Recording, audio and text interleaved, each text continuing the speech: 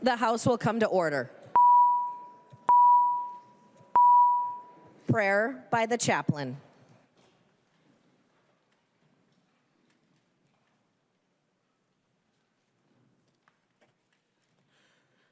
Second Chronicles chapter 7, verse 14. If my people who are called by my name will humble themselves and pray and seek my face and turn from their wicked ways, then I will hear from heaven and I will forgive their sins and will heal their land. Let us pray. Lord Jesus, our righteous judge, who will one day judge the nation and the world, we gather before you today to express our honor and praise. You appoint the leaders of our nation, from White House to the local government. I lift our leaders, our troops, our military, our president in prayer. Give our leaders wisdom, courage to do what is right, and a heart for justice. May they lead the country and the state with compassion and protect them from the temptation of power and corruption, and guide them in making decisions that honor you, Lord. I pray for every member who serves in the House of Representatives. I pray that the next governor in our state will lead the country and our state wisely and honestly. Lord Jesus, remind us that we live in a united state, not a divine one. As the scriptures say, blessed is the nation whose God is the Lord. Help us to place our trust in you, not in our finance, not in our government, our power. To you, Lord Jesus, we give you honor, praise, and glory. Amen. The chaplain for today is Pastor Sa Ba Ta from Zion Karen Baptist Church in Albert Lea, Minnesota. Pledge of Allegiance. Please remain standing and recite the Pledge of Allegiance to the flag of the United States of America.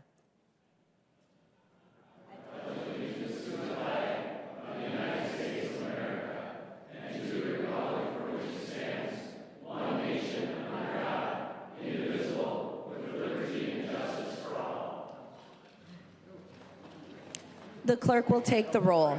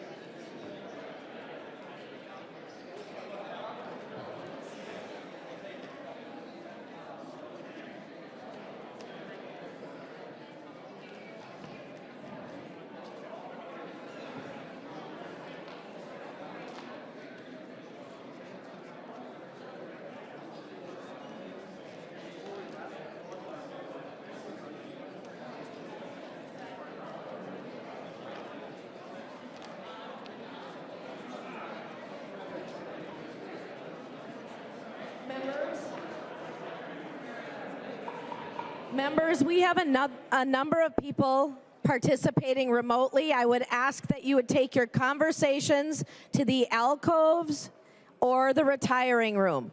The clerk will call the names of the members participating remotely. Baker.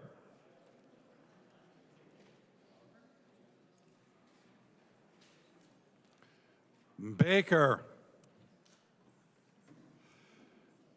Carroll.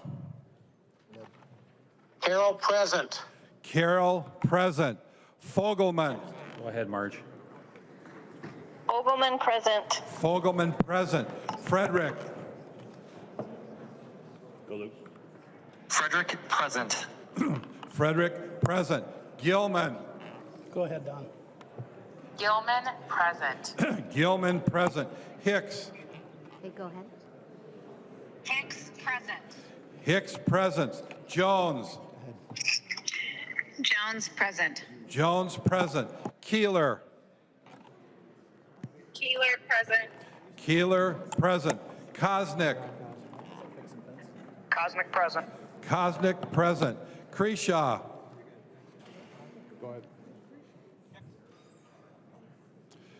Kreshaw.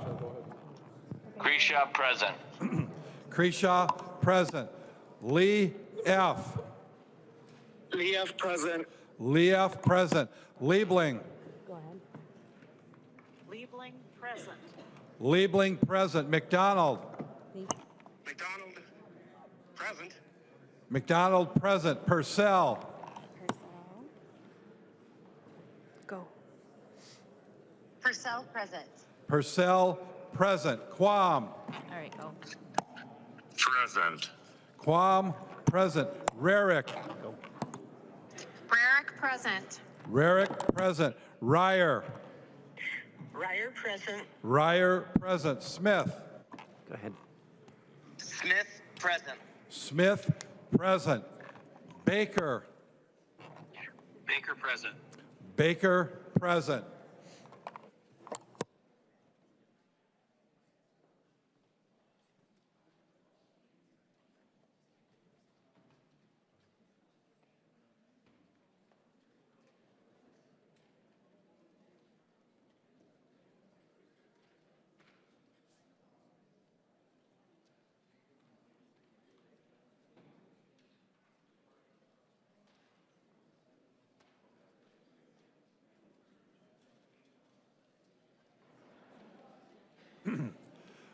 Lilly.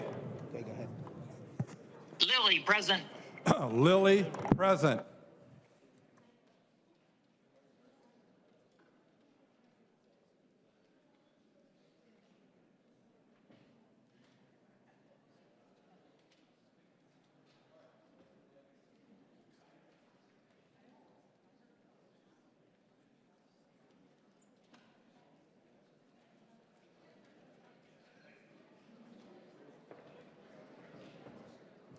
The clerk will close the roll.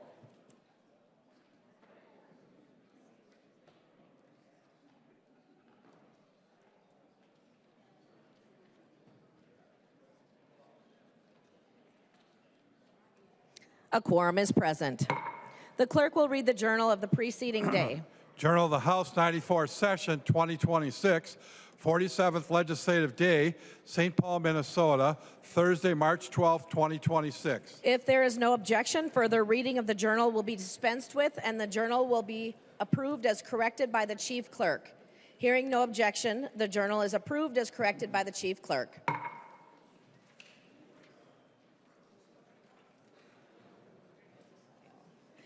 Reports of standing committees and divisions. A copy of this order of business is on your desk and online. If there is no objection, the reports will be adopted. Hearing no objection, the reports are adopted.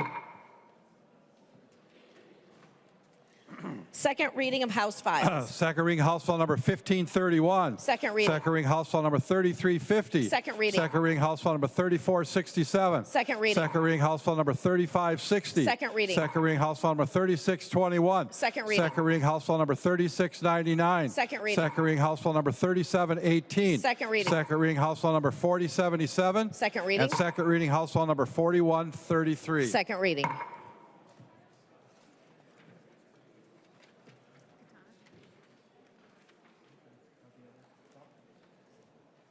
Introduction of bills. The following House files have been offered for introduction today. The chief clerk will report the House files and give them their first reading. Introduction of first reading of House Files 4290 through 4417. First reading House files 4290 through 4417.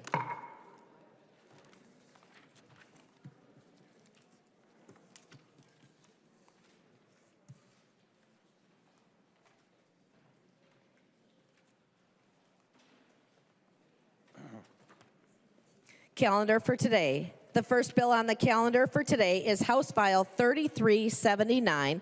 The clerk will report the bill. House File number 3379, an act relating to human services, repealing housing stabilization services, the first engrossment. I recognize the member from Rock, the author of the bill, Representative Schomacker, to explain the bill. Thank you, Madam Speaker and members. This is intended to be a cleanup bill just to get some language out of statute and to really just align our statute books with the realities that we have right now in the state. As most of us are aware, last fall, the Department of Human Services sent a request to the Centers for Medicare and Medicaid Services, CMS, to close the the Housing Stabilization Services program because they were just unable to keep up with the processing and understanding what was good processing and what wasn't so much good processing. So the Department of Human Service requested to have this program stopped. CMS agreed on Halloween last year to have this program stopped, and so we are attempting to have this program removed from statute so that when it's time for this program to come back, it can be done so with the legislature as the driving force behind that. Thank you, Madam Speaker. There are no amendments at the desk. The clerk will give the bill its third reading. Third reading, House File Number 3379. Third reading. Discussion to the bill. I recognize the member from Hennepin, Representative Noor. Thank you, Madam Speaker and members. This is the repealer for the housing stabilization bill, so I will urge you to vote green. Thank you. Further discussion to the bill. Representative Schomacker.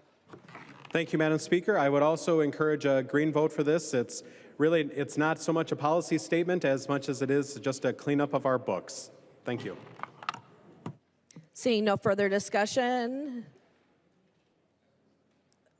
the clerk will take the roll.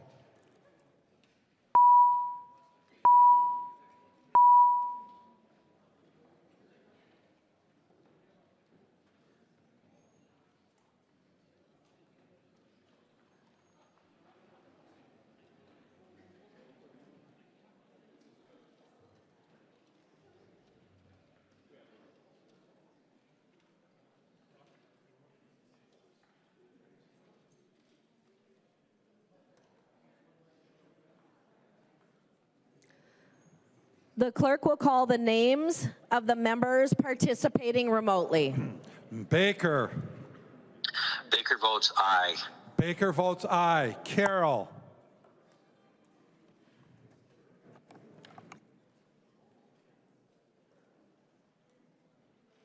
Carroll. Fogelman. Fogelman votes aye. Fogelman votes aye. Frederick.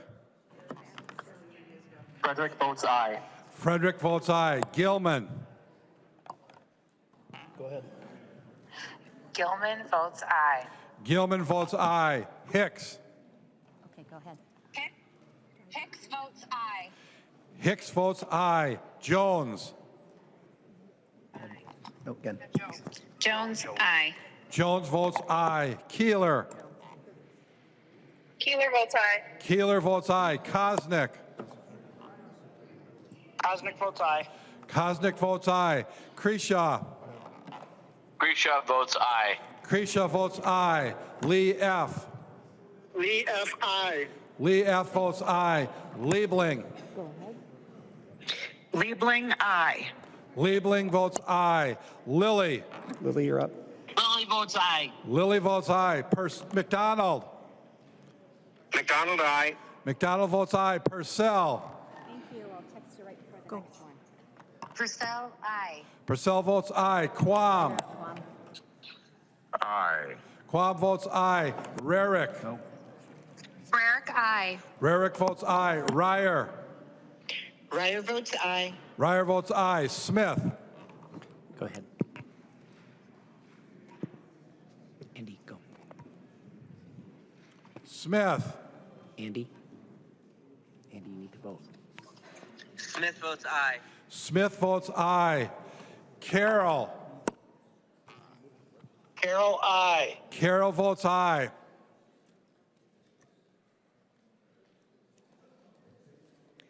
The clerk will close the roll.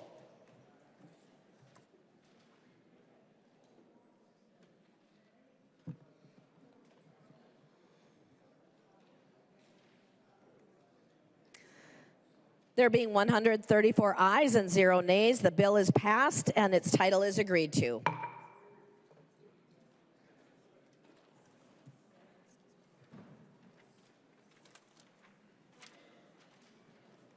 The next bill on the calendar for today is House File 2169. The clerk will report the bill.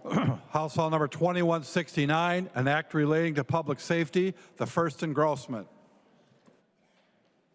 I recognize the member from Nicollet, Representative Schwartz, who will explain the bill. Madam Speaker and members, I bring House File 2169 forward to fix a legislative oversight. In 2021, the legislature passed a law recognizing orders for protection and similar orders issued by a court in Canada. The law, authored the House by Public Safety Co-Chair Representative Kelly Muller, was titled Uniform Recognition and Enforcement of Canada Orders for Protection Act. Senate Majority Leader Mark Johnson carried the bill in the Senate. He described the law a protective shield for victims of domestic violence, which does not stop at international borders. Canada orders for protections now have the same effect as an order issued in Minnesota or any other state.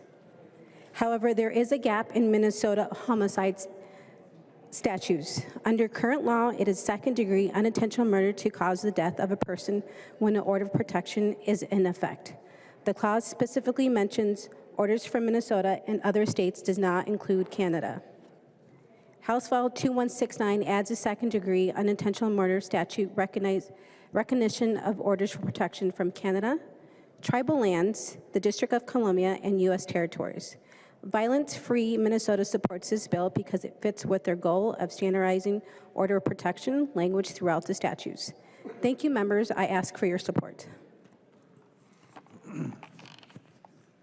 There are no amendments at the desk. The clerk will give the bill its third reading. Third reading, House File number 2169. Third reading. Discussion to the bill. I recognize the member from Ramsey, Representative Moeller. Thank you, Madam Speaker, and thank you to Representative Schwartz for bringing this bill. It's a good bill, and I recommend that members vote green. Thank you. Further discussion to the bill. I recognize the member from Sherburne, Representative Novotny. Thank you, Madam Speaker. As Chair Moeller stated, this is a good bill, and I ask for your green. It is actually a true technical cleanup. Thank you. Further discussion to the bill.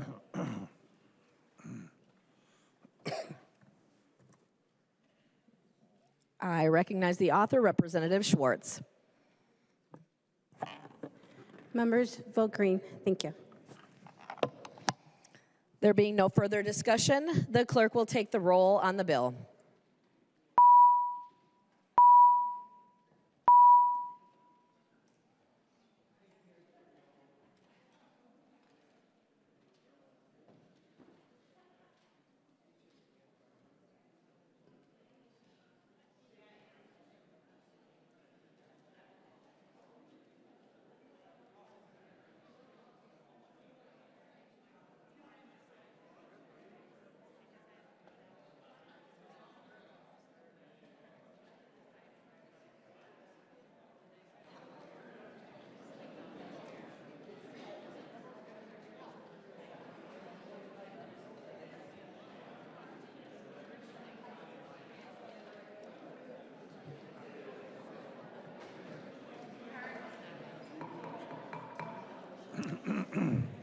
The clerk will call the names of the members participating remotely.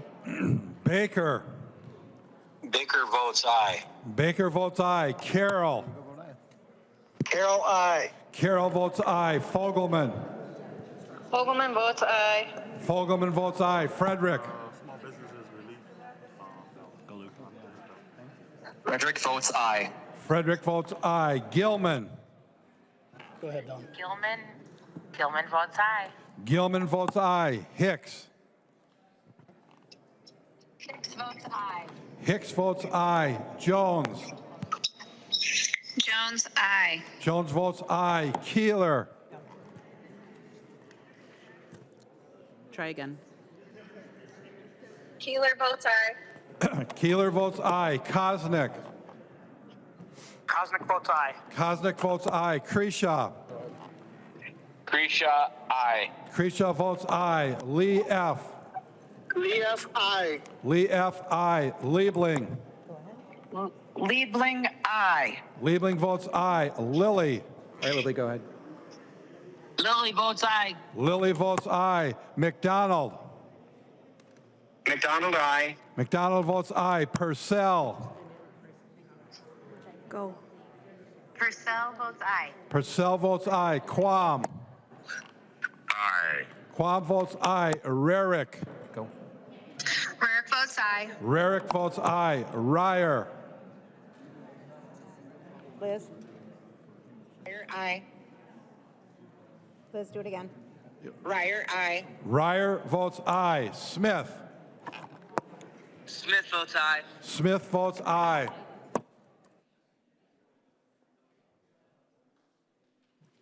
The clerk will close the roll.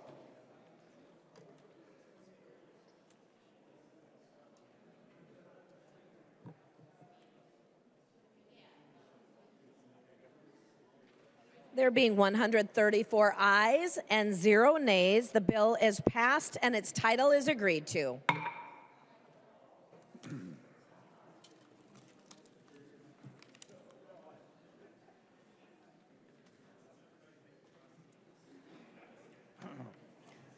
The next bill for the day is House File 3615. The clerk will report the bill. House File number 3615, number 3 on the calendar for the day, an act relating to cannabis, extending laboratory testing requirements. I recognize a member from Dakota, the author, Representative Hanson J., to your bill. Thank you, and thank you, members. House File 3615 is a very simple bill that will provide a modicum of support for small businesses in Minnesota that have led the nation in the THC beverage and low-dose edible market. This bill very simply changes the date on an in-state testing requirement from January 1st of 2026 to May 31st of 2027. For some background for those who may have missed it, the 2018 Farm Bill nationally legalized and defined hemp, which kicked off an interstate commerce of products with THC derived from hemp plants. This launched a national market that has grown into a $28 billion industry. Minnesota launched a nation-leading regulatory framework and empowered many Minnesota businesses to pioneer the way to becoming among the most successful THC beverage brewers in the nation. And brewing THC beverages saved many of these breweries from otherwise going under in a highly competitive, crowded alcohol market. This industry is largely made up of very successful small businesses, many of which are based here, right here in Minnesota, and are widely loved. However, on November 12, 2025, the federal government successfully spearheaded an effort to decimate a flourishing small business market that had just initiated not even a decade earlier. The changes that go into effect from that federal law go into effect in November of 26. And without more changes, the end of the national THC beverage market and low-dose edible market is just around the corner. And despite being wildly successful and profitable and supported by consumers from coast to coast, the elimination of this interstate market is fatal for most of these businesses. These businesses now face a dark and hopeless future that is seemingly resting in the hands of the federal government, and many Minnesota businesses fear they will not make it if the federal government does not change course. So while we hope that the federal government remembers that small businesses are the lifeblood of our economy, this bill before us today is the least we can do right here in Minnesota to support these businesses in the meantime. Again, this bill simply changes the last paragraph of 34261 in subdivision 1, which regulates that the testing requirements of lower potency hemp edibles and hemp-derived consumer products here in Minnesota. The original statute required the testing of those products be done right here in Minnesota as of 1/1 of 2026. However, the testing market in Minnesota is still developing, leaving limited access to some in-state testing options at this time. So House File 3615 changes that effective date to that in-state requirement, again from January 1st to May 31st of next year, to allow the market more time to deliver this testing capacity for these businesses while they wait to learn to see if the federal government will correct course or not.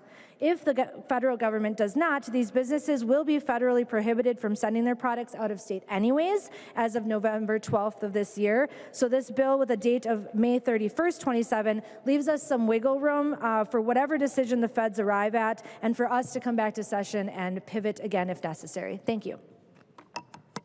There are no amendments at the desk. The clerk will give the bill its third reading. Third reading, House File number 3615. Third reading.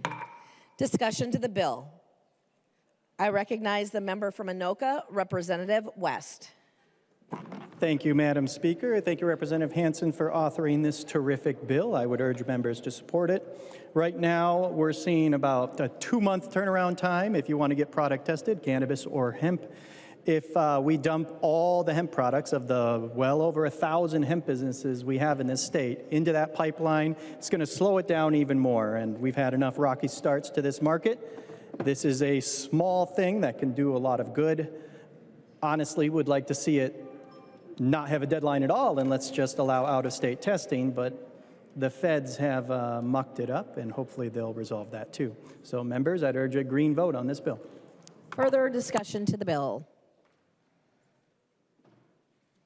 Representative Hanson, J. Thank you, Speaker, and thank you, everybody, for a great discussion today. Please support your local breweries and vote yes. Thanks. There being no further discussion, the clerk will take the roll.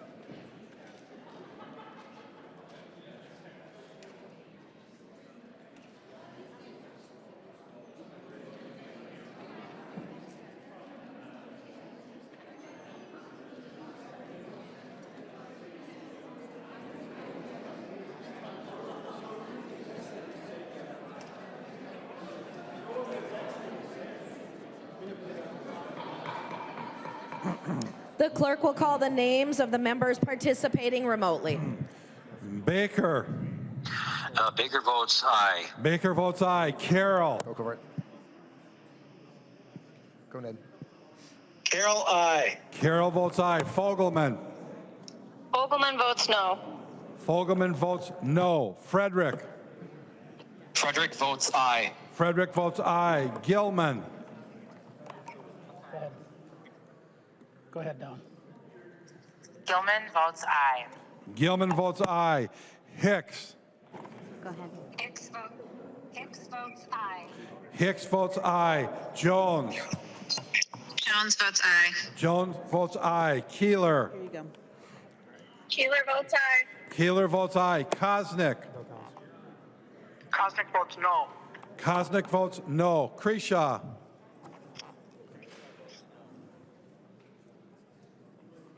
Try that one more time. Kreshaw votes no. Kreshaw votes no. Lee F. Lee F, aye. Lee F votes aye. Liebling. Liebling aye. Liebling votes aye. Lilly. All right, go ahead. Lilly votes aye. Lilly votes aye. McDonald. No. McDonald votes no. Purcell. Thanks, Natalie. Purcell aye. Purcell votes aye. Quam. No. Quam votes no. Rarick. Rarick votes aye. Rarick votes aye. Rymer. Go ahead, Liz. Ryder aye. Rymer votes aye. Smith. Smith votes aye. Smith votes aye. The clerk will close the roll.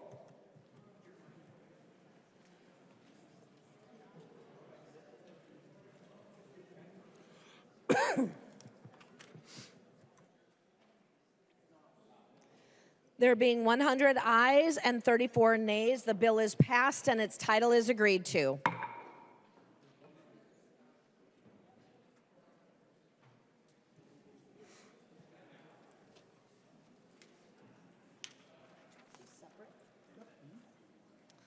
Motions and resolutions. There are copies of the non-controversial motions at the House desk and online. If there is no objection, we will take action on these motions first. Hearing no objection, the motions prevail.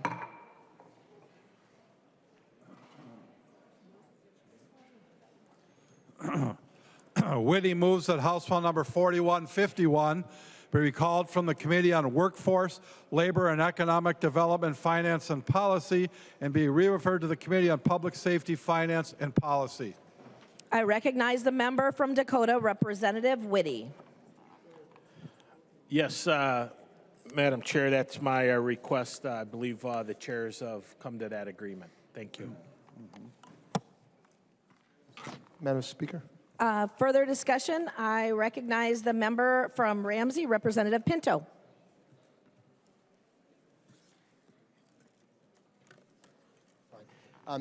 Madam Speaker, I'll just note that approval of this motion, I'll ask folks to support it. Thank you.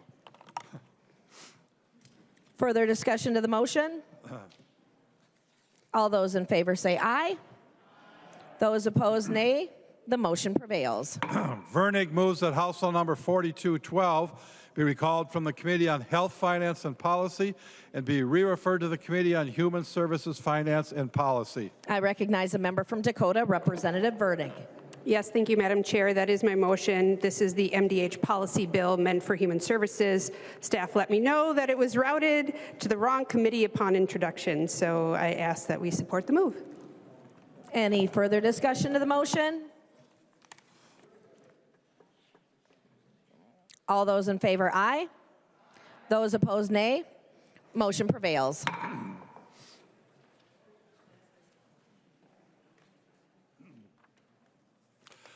Long moves that the rules of the House be so far suspended so that House File Number 4378 be recalled from the Committee on Housing, Finance and Policy, be given its second and third readings, and be placed upon its final passage. I recognize a member from Hennepin, Representative Long, to your motion. Thank you, Madam Speaker. First, I'd like to ask for a roll call. Roll call has been requested. Seeing more than 15 hands, there will be a roll call. Representative Long. Thank you, Madam Speaker. This is an urgent issue to try to protect individuals in our community who are at risk of eviction. We are introducing House File 4378 today, which mirrors the bill that passed the Senate last week on bipartisan support, because the Senate bill was a tax vehicle, and as everyone in the House knows, House tax policy has to start in the House. So we are passing today, I hope, the identical bill to what the Senate passed last week, and I would defer to Representative Kozlowski, the author, for a description of the bill. I recognize a member from St. Louis, Representative Kozlowski. Thank you, Speaker and members. I rise today with urgency to ask for this body's support for House File 4378. As many members know, that is a bill that I have presented 2 times now in housing. Every month, tens of thousands of Minnesota families get open letters that are saying the same thing. Pay your rent in 14 or 30 days or lose your home. This is the reality for far too many in our state. The bill answers a simple but urgent question that Minnesotans are asking: who will stop this from happening? This bill provides an urgent $40 million in emergency rental assistance directed out straight to counties and tribal nations and right into the hands of landlords through proven and vetted systems that already exist and work. Today, we're facing a perfect storm of working families facing a Minnesota where hardly anything is affordable anymore. For families living paycheck to paycheck, or who got a paycheck and can't even stretch it to the next paycheck, one missed shift, one medical bill, or one sudden spike in expenses means it's pushing them over the edge into potential evictions. But this bill bridges that gap. HF 4378 is a bill that targets families who are living 200% below the poverty line, prioritizing households with kids, and extends assistance back to August 25th, 2025, when we know that families started raising the alarms about the economic distress that they're enduring. Because every day a child, family, or a senior loses their home, we need this bill to ensure that they get the stability or their future is going to hang in balance. Members, we know the eviction numbers are staggering. I have numbers here in front of me, and I've recounted many times on this floor and in committees. Starting with that, in 2025, we had the highest number of evictions filed in Minnesota ever, 25,000. 25,000. And 80% of those numbers that gets an eviction filed against them end up in displacement. Across the state, 50% of renters are cost burdened, paying more than 30% of their income. Calls to legal aid, Homeline, to 211 are up 60 to 115%. Many counties have already exhausted their quarter two rental assistance, and they're desperate and asking for us for assistance. A report by Kira shows that Minnesotans were already behind an estimated $50 million behind in rent, and with Operation Metro Surge, that number has been pushed and added with another $50 million. But I want to bring us back to that on any single night in Minnesota, over 8,000 Minnesotans are living outdoors. Native American children, youth, and elders being 12 to 30 times more likely to be the ones who are outdoors. In greater Minnesota, where I represent and our co-chair Igo is, we heard last week about how 53% of our shelters saw increases. They're brimming. They're having to turn people away. And I'll tell you, with the cold weather that came, we can only wonder what folks ended up doing. We know, we don't have to wonder actually, because from your district to mine, I know that a third of them come and they ended up not being able to continue on with their life. A third of homeless people that died last year, over 115, came from our district, yours and mine. And we took issue on this just last week. Remember, you repurposed nearly $10 million for the COCs to make sure that folks had a place to call home and get the money out to the backbone. And these are the same providers. The same budget neutral solution is passing this $40 million lifeline. That's not just dollars. It's not just a policy. It is a lifeboat to Minnesotans. They are in crisis, not just one reason. Members, food insecurity is rising. We've heard story after story. SNAP cuts are stretching food shelves. Healthcare is increasingly unaffordable. Raises in prices from 80 to 200%. Tariffs that are hitting households and farmers, especially soybean farmers. Tariffs are costing Minnesotans $1,700 already. And our economy is under strain. Utilities is a big part of this bill, and tribal nations have asked for that because we know that there's already 80,000 Minnesotans who had their utilities cut off. And every day, the prices keep rising. Through no fault of their own, no single factor that caused this crisis, but here we are, 6 out of 10 households living paycheck to paycheck. These are people who are working multiple jobs, 2 and 3 jobs, just trying to stay afloat. And the only reason that we're not in an even worse off situation now is because of Minnesotans. A community care alone cannot meet this scale. Government must act. And so that is why we are here declaring with urgency. Let's do what the Senate did last Wednesday. They passed this bill off the Senate floor with bipartisan support, and we can do the same. Members, I urge you to vote green and keep Minnesotans home, keep them safe, and keep them healthy, and keep landlords whole. Further discussion to the motion. I recognize the member from Itasca, Representative Igo. Thank you, Madam Speaker. To the motion in front of us today, I'm going to encourage a no vote on the urgency. This issue has been one that's been being talked about in the Housing Committee a lot, but I want to put some facts out there about why we're taking some time to make sure we get this right. The first being where the money's coming from. This is $40 million left over in the Tyler settlement. Those that are familiar with that issue, there's actually another issue moving at the U.S. Supreme Court right now that could result in these funds being utilized again to our counties and local governments to adjust and make these settlements. So I think it would be in a bad idea right now to be expending those funds when we aren't sure if we're going to need them, and we'll have that answer soon. The second being the precedent it sets when we do emergency funding. We don't want to create a standard of continuing to move forward money that becomes set in perpetuity on the backs of taxpayers. Also, the other thing I want to point out is data. So over the last couple weeks, I've made sure to look up the data on the eviction filings and kind of seeing where we're at and seeing where rent pay is coming in. If you compare March of 2025 to March of 2026, the percentage that rent has came in has remained the exact same at 96.3% for the metropolitan area, including Rochester and St. Cloud. In St. Paul alone, 2025 to 2026, it is still at 97.1% of rents collected on time. So that data right there, yes, and as co-chair of housing, I understand the emergencies and the concerns of people that go through hard times. But leveling at the level of emergency where we say we need $40 million, we need it right now, I don't see the urgency in that.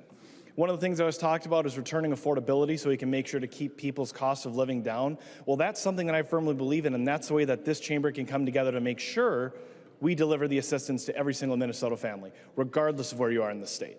Because the fact of the matter is we're one of the highest tax states in the nation. We have the 7th highest energy prices, and our costs of goods are directly related to policies that have been put in place in years past. That is now catching up to us in the year 2026, and to fix that problem now, we come together as a legislature and pass tax relief and fix the fraud here in the state of Minnesota. Members vote no on this motion. I recognize the member from Hennepin, Representative Abaje. Thank you, Madam Speaker. So I rise today in support of this motion to suspend the rules to bring up House File 4378. We are in an emergency situation. With the rent coming due in about 2 weeks, and people are already behind on rent, particularly because of ICE activity across the state, but just because we do know that in Minnesota, people are not able to keep up with the rising costs that they have to live their lives. There's a mom in her mid-40s. She lives in Lake Elmo. Her husband and adult son were laid off because of Operation Metro Surge. Their 3-income household went down to 1. They temporarily had to leave their home and stayed with family because at that time, ICE was going door to door in their neighborhood without warrants and detaining people. Now that they are back in their home, she works 7 days a week to close that gap. And after scraping by to cover February's rent, they were not able to pay March. The substance of this bill has been discussed in committee multiple times, and the first time that we heard this bill, we heard that the bill needed to be budget neutral because we didn't have the February forecast yet. So we waited for the February forecast. But as we waited, we searched to see if we could find unused resources. And that's when people looked into the Tyler settlement. And this body has already allocated a settlement fund to make the people whose surplus assets that were seized after a tax forfeiture case whole. Those claims have already been filed, and from what we understand, the $40 million remaining will likely not go to any additional people. And I'll talk a little bit about this Tyler case so you know the funds that we're taking from. It was a case that was started by Geraldine Tyler, a 94-year-old black woman who had her property sold by the county to pay outstanding property taxes. But in that sale, they kept the excess proceeds without allowing her an opportunity to use the excess in a way that she would like. So even after being denied at the District Court and the 8th Court of Appeals, she finally prevailed at the U.S. Supreme Court a couple of years ago. There, the court sided with her that her extra proceeds should have been returned to her. And so just as Ms. Tyler found that strength to carry her case all the way to the top, we have an opportunity here to ensure that this bill, under this motion, can be acted on and moved to the governor's office to help others in other housing types of situations so they can stay in their homes.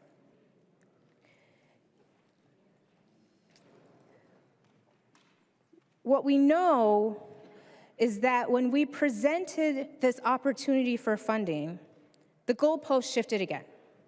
Then it was we hadn't seen the governor's budget.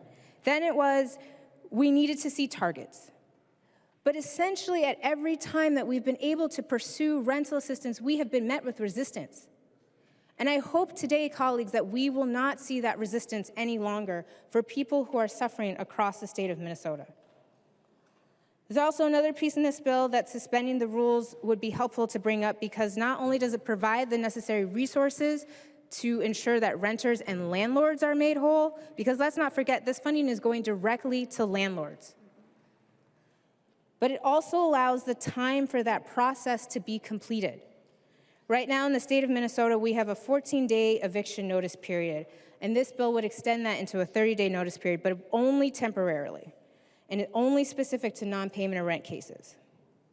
Because we know that even in more normal circumstances, even without the ICE invasion, NGOs, government entities, and other organizations take time to move that rent from their funding to the landlords.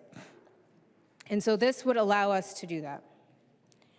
I support suspending the rules today to move rental assistance out the door and support Minnesotans who have had to make the difficult choice, which is actually no choice at all, but whether they make the choice to go to work and get at risk of being kidnapped and being taken away from their families, or do they stay at home to try to keep their families safe? So members, I urge yes on this motion to suspend the rules. I recognize the member from Hennepin, Representative Howard. Thank you, Madam Speaker and members. I too rise in support of this urgency. But what I want to say for starters is I'm not going to ask for your vote. I am going to ask for your curiosity to listen to the real stories that are happening in my community and those all across the state. And before I share a story from my district, I appreciate Co-Chair Igo's comments, but I wanted to mention a few things about the data. One is we don't have complete data across the state, but when you hear anecdotally what's happening in our communities, it is very true that people are under siege, and we're seeing a huge explosion of need. A lot of the metrics tracked by folks like Homeline, the Tenant Hotline, and Greater Twin Cities United Way show 150, 200% increase in call volume. So the need is real, and the evictions perhaps have been blunted, but it's been by the generosity of Minnesotans standing up for their neighbors, donating millions of dollars to help people stay in their home. But that simply is not sustainable. Members, it's been raised a number of times as we've fought for emergency rental assistance, this notion that perhaps we shouldn't provide this assistance because people made the choice to stay home and not work, and we should not reward that. And to that, I want to share a story from my community in Richfield. In January, on a cold winter morning, a family of four woke up in their apartment complex, a mother and father who had a son and a daughter. ICE had somehow made their way into that apartment, and it was a chaotic scene. This mother and father both are here legally, no criminal record, have worked for years with kids that went to school in our community. In the chaos, the mother and the daughter were detained by ICE, and the father and the son did not. For most of that day, the family was searching, wondering where their mother and daughter had been, and before the night's end, they had already been sent to Texas. That father was the sole breadwinner for their family and was confronted with the choice, should I go to work or should I stay home with my son? And I want you to imagine in that room, that son breaking down in tears, begging his father not to go to work because he'd already lost his mom and he could not fathom losing his dad. And I just want you to put yourself in that room. What would you do? What would you say to your son? If you're in that room, what would you say to that father? What kind of choice is that? It is no choice at all. I fully appreciate that we have differences of opinion, many differences of opinions on federal immigration policy, amongst other things. But can we start by acknowledging families like that one that have played by the rules, that are sending their kids to our schools, do not deserve to experience such pain and trauma? Can we agree that families like that should not lose their home as well? I hope so, and I really, really hope so, that we can find that place and then take that next step to do something about it. Members, over the weekend, we had a big snowstorm. And a familiar scene played out in neighborhoods far and wide. You got out your snowblower or your snow shovel and you shoveled your driveway, but then you looked to your neighbors. And if your street was anything like mine, you kept at it until everyone's driveway was plowed out. And while I was doing that work alongside my neighbors, it just dawned on me just how unsurprising it is that Minnesotans have responded the way they have amidst Operation Metro Surge. It is just so ingrained in us to care deeply for our neighbors. That's who we are. And so members, on this vote and in our work for the rest of the session, let's take a cue from Minnesotans. Let's pick up our shovels and stay at it till everyone is shoveled out. And in that vein, vote yes on this emergency for statewide emergency rental assistance. Thank you. I recognize a member from Anoka, Representative Engen. Thank you, Madam Speaker and members. There's a number of reasons why we should not be voting for this urgency or for this bill. I liken it to soiling your pants and changing your shirt. We just eliminated housing stabilization services under the premise that there was fraud ridden throughout that program. And now we have another bill, another law that if passed would be another avenue for fraud. Imagine that. We have $66 million that was spent last year in the Bring It Home program, $36 million of which is still sitting dormant without an RFP award that's been sent out. Why aren't we using that money? And why are we allowing for community-based nonprofit organizations to administer these grants, the same ones that were engaging in all of that fraud? It is absolutely incredible to me how often we'll hear affordability and then follow that up with a solution that does nothing other than spend more money with nonprofits who are not accountable and who have been engaging in that fraud.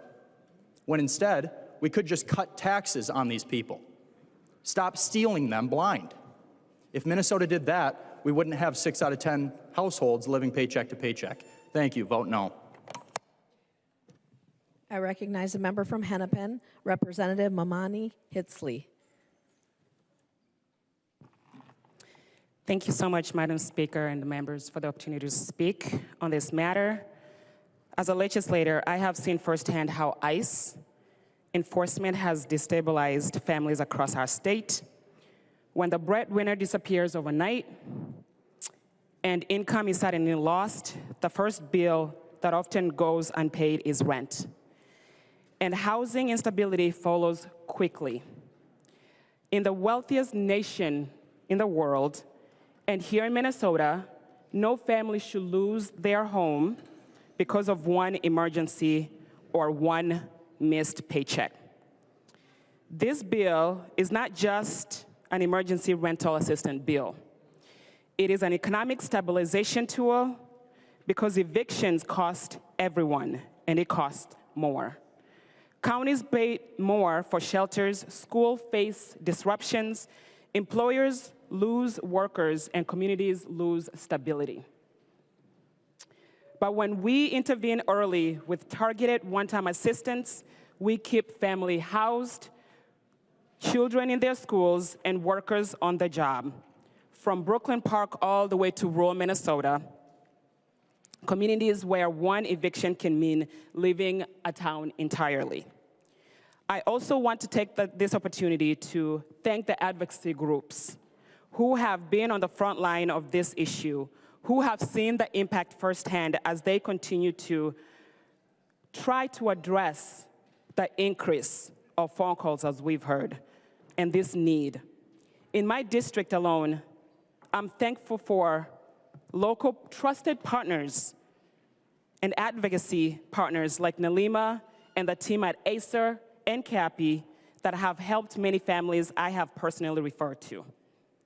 There are safeguards in place to prevent fraud, as my colleague has stated, and ensure accountability for this. This bill has already passed the Senate floor. It's time for the House to follow suit and do the right thing for all Minnesotans. Emergency rental assistance is not just about, it's not a handout. It's a bridge that keeps families housed, keeps families stable, communities strong, and our economy moving forward. So I urge a vote, support on this bill. Thank you, Madam Speaker. Further discussion? I recognize a member from Anoka, Representative Niska. Thank you, Madam Speaker and members. I urge a no vote on the motion to suspend the rules to pass this bill to spend another $40 million of our tax dollars. Minnesotans, as night follows day, Minnesota Democrats propose funding a new program for fraud. On the very same day that this body voted to remove the failed housing stabilization program from statute, the failed Democrat fraud program, we're now being asked to rush through another housing spending program at a time when fraud is running rampant in our state government. We should not be asking hardworking taxpayers to fund a new program that has the same warning signs that fraudsters are looking for. In the other body, there were reasonable efforts to improve this bill, not to fix this bill, but just to make it a little bit more palatable for working, everyday Minnesotans. Amendments were offered that would limit eligibility to U.S. citizens and legal residents. Efforts were made to prevent payments from going to individuals on the predatory offender registry. And the other body, Democrats, rejected those changes. Instead of accepting those common sense safeguards, this proposal would double down on the same approach that has contributed to Minnesota's fraud crisis: rushed spending, weak oversight, overseen by the failed Walz administration. Members, Minnesotans are already dealing with higher taxes, higher costs, and billions of dollars lost to fraud and programs meant to help people in need. The last thing we should be doing today is suspending the rules to rush through another $40 million program without the safeguards Minnesotans deserve. I urge members to vote no. I recognize the member from Hennepin, Representative Long. Thank you. Madam Speaker, it's hard to even measure the economic and social impact of Operation Metro Surge. For months, federal agents descended on our communities, carrying out aggressive operations in the daylight, invading homes without warrants, arresting Minnesotans without due process, assaulting them or threatening them with pointed guns for asking questions.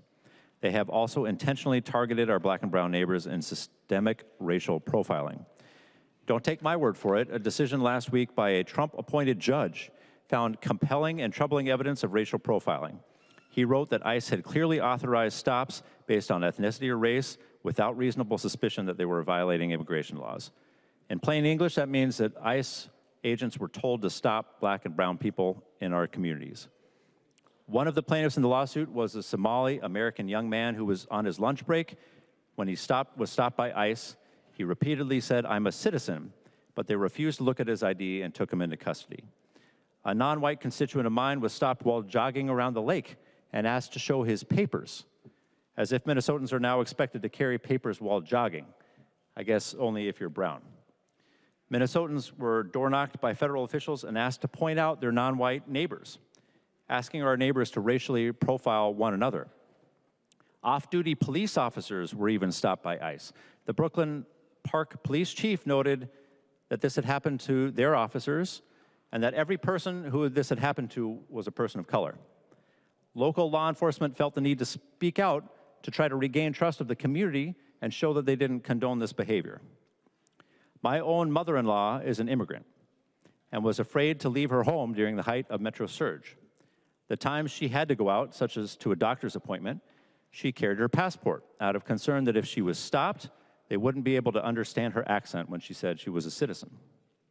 We've heard from GOP leadership that this is a choice, that individuals chose to stay home.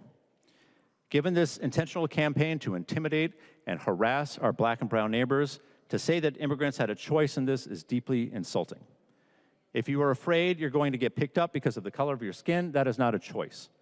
Folks wanted to work but could not. Folks want to pay rent and have jobs that can support them paying that rent, but were forced to stay home. This bill is the least we can do to try to keep tenants in their homes and to prevent further economic hardship. It would help landlords too, if you're not sympathetic to the tenants, who will come under significant strain if no assistance is available. This bill had bipartisan support in the Senate. I hope it will in the House today too. I urge members to vote green to show that we can undo some of the harm inflicted on our communities by Operation Metro Surge.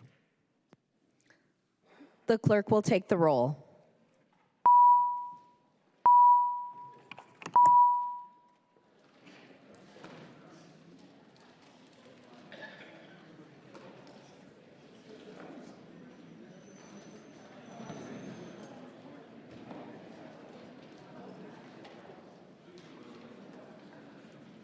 The clerk will call the names of the members participating remotely.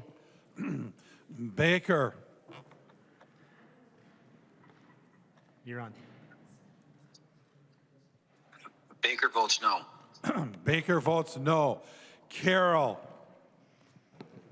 Carroll votes aye. Carroll votes aye. Fogelman. Fogelman votes no. Fogelman votes no. Frederick. Frederick votes aye. Frederick votes aye. Gilman. Votes no.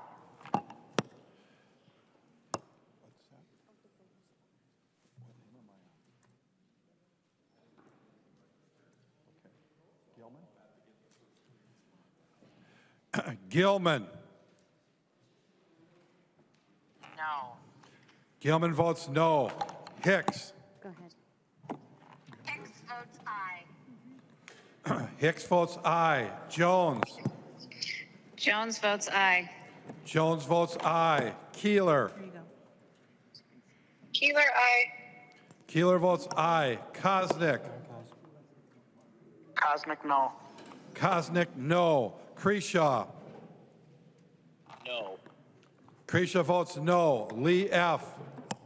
Lee F. aye. Lee F. aye. Liebling. Liebling aye. Liebling votes aye. McDonald. McDonald no. McDonald votes no. Purcell. Purcell aye. Purcell votes aye. Quam. No. Quam votes no. Rarig. Burke votes no. Rarig votes no. Rymer. Ryder aye. Rymer votes aye. Smith. Smith votes aye. Smith votes aye.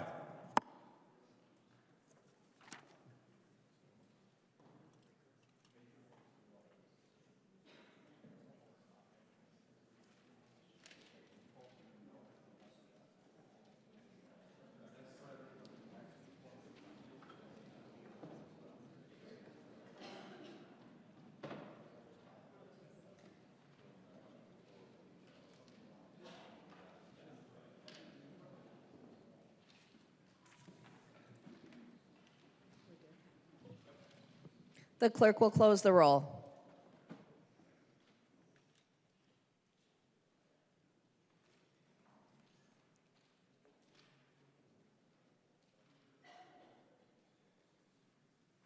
There being 67 ayes and 67 nays, the motion does not prevail.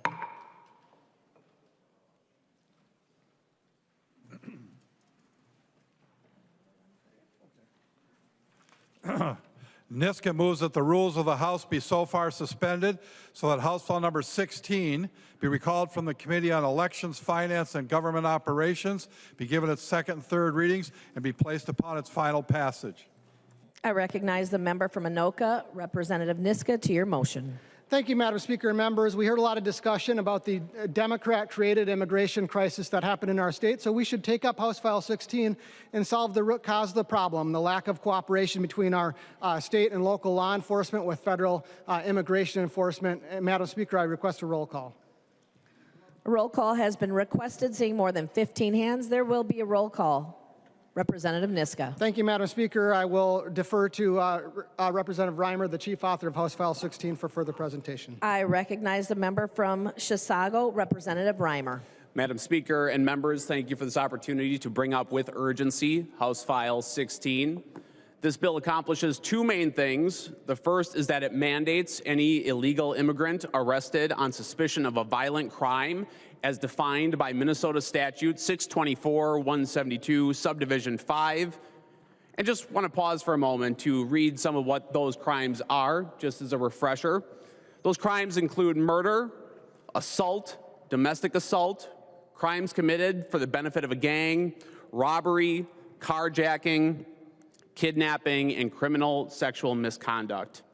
It does a second thing. This bill prevents state and local government entities from actively prohibiting, restricting, or interfering with federal immigration authorities in carrying out federal immigration law. And I think we look back at Operation Metro Surge, and we all feel lots of things about that. And we ask ourselves, what could we have done as a state? And despite everything that happened during Operation Metro Surge, you still see massive support for the need for local and federal immigration authorities to cooperate with one another. In fact, a few weeks ago, there was a poll from CARE 11 which showed about 85% of people in some form or fashion want the federal government and local law enforcement to work together to carry out immigration enforcement. You know, I heard a few weeks ago on this very floor that we need full cooperation between federal government and local law enforcement when it comes to investigations of the shootings that happened during Operation Metro Surge. I was relieved to hear from Chair Novotny that the BCA is working on that, but I was confused because we want cooperation between both bodies when it comes to investigations, but we don't want cooperation when it comes to law enforcement. So what this bill does is it creates a streamlined communication between everyone who needs to carry out immigration enforcement. You know, this legislation is modeled after the Lake and Riley Act, which was supported by Democrat Congresswoman Angie Craig. And I think that's worth pointing out because apart from this body, legislation like this has had bipartisan support. I look at Hennepin County Sheriff DeWanna Witt, who in an interview said, I don't see why we don't have policies that are uniform across 87 counties. This bill does that. So instead of having a hodgepodge of sanctuary or non-sanctuary policies, having sheriffs and city councils and county commissioners guessing at what's appropriate and what's not, my contention to you is that we create one Minnesota of law enforcement and communication and having all pertinent parties involved so we can prevent the chaos, we can prevent the confusion that we saw back in January. Members, I ask for your support today on House File 16. Thank you. I recognize the member from Ramsey, Representative Feist. Thank you, Madam Speaker, and I rise to oppose this motion. This is not the bill that Minnesotans need in this moment of reckless, lawless behavior by the federal government in our streets. If anything like Operation Metro Surge had happened under a Democratic president, my colleagues on the other side of the aisle would not be encouraging collaboration between police in Minnesota and the federal government. This bill would mean that Minnesota law enforcement would be doing ICE's job for them instead of responding to emergencies, investigating crime, and protecting victims. This is not what law enforcement wants, this is not what business owners want, and this is not what Minnesotans want. And I'd like to share a story of a friend of mine who is exercising his constitutional right to observe the activities of ICE. And he was chased dangerously in his car by ICE. He drove for protection to the Columbia Heights Police Department, where the ICE officers jumped out of their car and were banging on the windows of his car with their guns.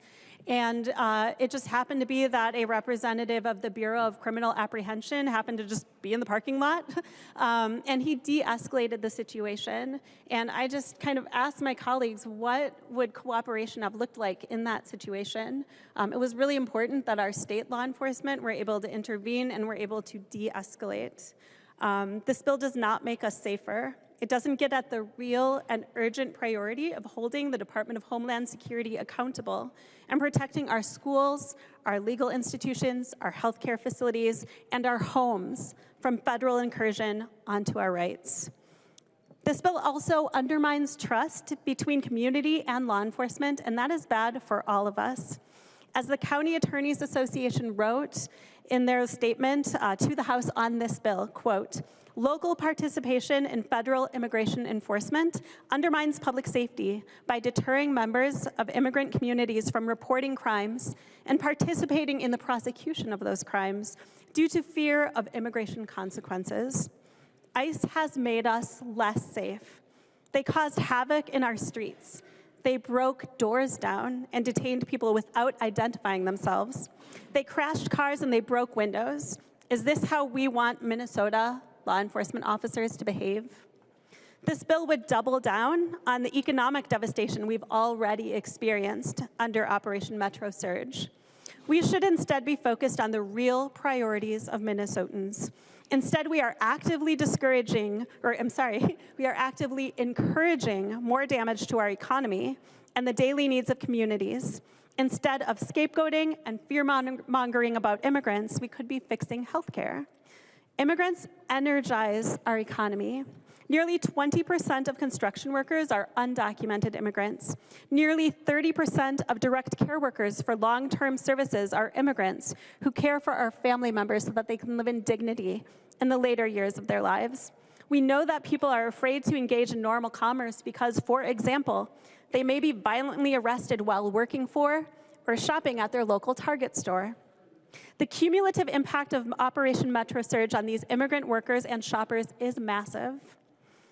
Our immigration laws are broken, and we should not spend our state and local tax dollars investing in them. The administration has made hundreds of thousands of legally present immigrants undocumented. They are interpreting law in contorted ways to detain as many people as possible, including children and a huge majority of people who have not committed any crimes.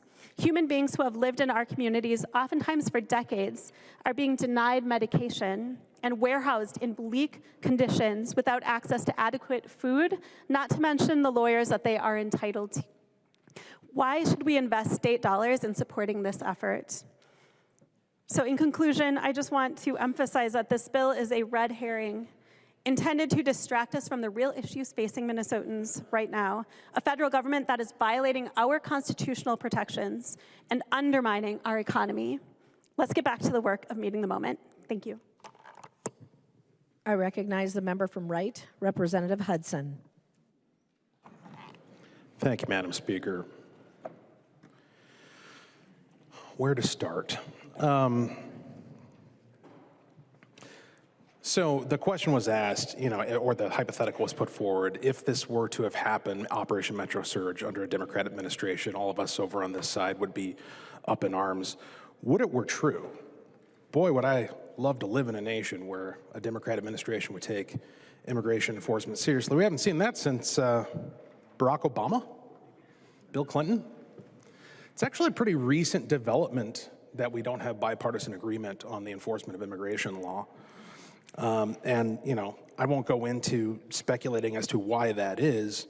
Suffice it to say, it is unquestionable that all of the alleged or actual negative externalities that came from Operation Metro Surge would not have happened were it for cooperation between local, state, and federal law enforcement.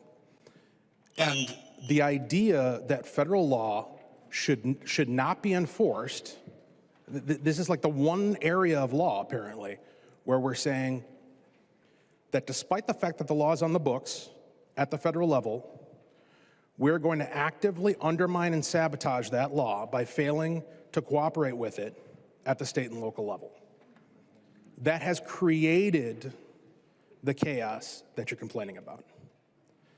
The last bill we heard, or the last motion we heard, to hand a crutch to people after their leg was broken, what this bill does is it keeps people's legs from being broken in the first place. It says we're going to have order in our streets. We're going to have order in our nation. We're going to enforce our laws. And if we had the type of cooperation that House File 16 provides, what you would see is significantly more targeted operations that don't have the wild externalities that have been cited. Because you would have Immigration and Customs Enforcement, Customs and Border Patrol able to talk to the people on the ground who know their communities. Instead of having to go and ask somebody, some random person, have you seen someone who may or may not be an illegal alien, you could actually go to your local and state authorities and say, what are your top priorities? Who do we need to get out of your community in order to make it safe? You could have those sort of professional relationships, targeted actions, which will be a significantly lower threshold of resistance, operational resistance. It'd be easier to do the job. Why don't we want to make it easy to do the job? Now, the criticisms about Operation Metro Surge, the criticisms about how it was carried out, the philosophical approach that Kristi Noem took and that DHS took at the beginning, I think we can all recognize and acknowledge that things weren't done particularly well. That's why she's no longer there. That's why the Trump administration put Homan in. And what have we seen since then? By God, cooperation. And what's been the result? Relative calm in our streets, certainly compared to what came before. What else do you need to see in terms of evidence that this works? Vote green. I recognize the member from Ramsey, Representative Perez-Vega. Thank you, Madam Speaker. Will Representative Schwartz yield for a question? Representative Schwartz will not yield. Representative Perez-Vega. Thank you, Madam Speaker. I'm a proud Latina from this district that I represent, from this district that I'm raising an amazing, beautiful little girl who is in our public school systems. I have pride in that. I have pride in the capital city of St. Paul that is a sanctuary city. I have pride in the community that raised me to also, I have the honor of being elected here in my second term, of the history and the legacies of not only Latino immigrants, but of all immigrants on this indigenous Dakota land. I have pride in the District of 65B in what I have seen of not only community and constituents coming together to feed every Minnesotan, coming together to find resources so that every human being has a roof over their head, because housing is a human right, and that our local law enforcement have been a part of ensuring that the law is being enforced with justification and not what we have witnessed and have had to continue to survive in what folks think is post-operational Metro Surge. There's been violence. There hasn't been laws that are enforced in an extensity of peaceful matters. And this isn't what's just coming from legal observers. This isn't what's just coming from the PTA parents who volunteer to make sure that all of our communities are safe during school hours. This is not a philosophical Disney world of what our children are living in. It is a nightmare on Cesar Chavez Street. It is a nightmare on Arcade and Payne. It is a nightmare on Lake Street, and it is a nightmare in the main streets of St. Cloud to Wilmer, to all of those mains in greater Minnesota that I have visited as a little girl, to now with my little girl touring this amazing, great indigenous land of Minnesota. I'm a lawmaker. I'm proud of that. And in this chamber, we've been able to create law to ensure that there is public safety based off of research, based off of collaborative efforts, and based off of dignity for humanity.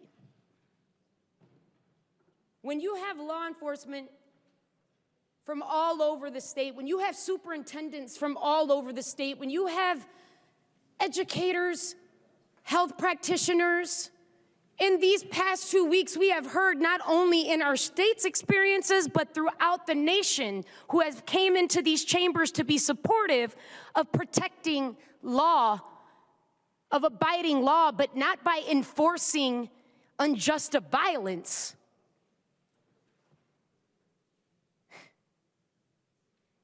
I'm proud of being a first-generation Boricua born here, second-generation citizen to third-generation of my grandparents who were not citizens until the Jones Act of 1917. That opened up the doors for the highest military recruitment in all of the United States history out of Puerto Rico. I find solidarity with people who want to not recognize that human beings, we bleed the same, we breathe the same, we have the senses, we're born the same. And it's not, we only have one life to live. We're living life every day. We only have one day that we die. And there has been law enforcement of federal agents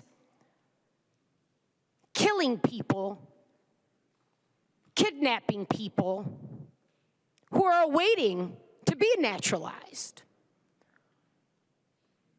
who provide so that we could be in this very area to be good Minnesotans. I don't know what news or what you're watching or what social media, whatever platform you're on, but if my 6-year-old knows what's right and what's wrong, that what's wrong is when these folks are masked up and coming and grabbing people out of our mercados, that what is wrong is that me as a mom who is a citizen, born at Methodist Hospital in St. Louis Park, have to walk down in the same barrio I came as a day old with my passport and my daughter's birth certificate because we get questioned. Where's the safety in that?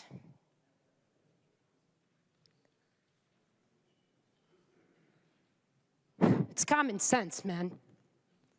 This is absolutely ridiculous. I recognize a member from Chisago, Representative Rymer. Thank you, Madam Speaker and members, for this opportunity to bring an urgency forward on House File 16. I want to know that, I want you all to know that I hear you. I echo what Representative Hudson said, that I don't think any one of us would defend every tactic that was used during Operation Metro Surge. My heart for this bill is that we do create a streamlined process between all local and federal immigration authorities who can handle these crimes and who can handle this situation that we found ourselves in. And I brought it up last year, and I think it's worth bringing up again, and that is the name of America Thayer. And I won't forget her name, and I hope you won't either.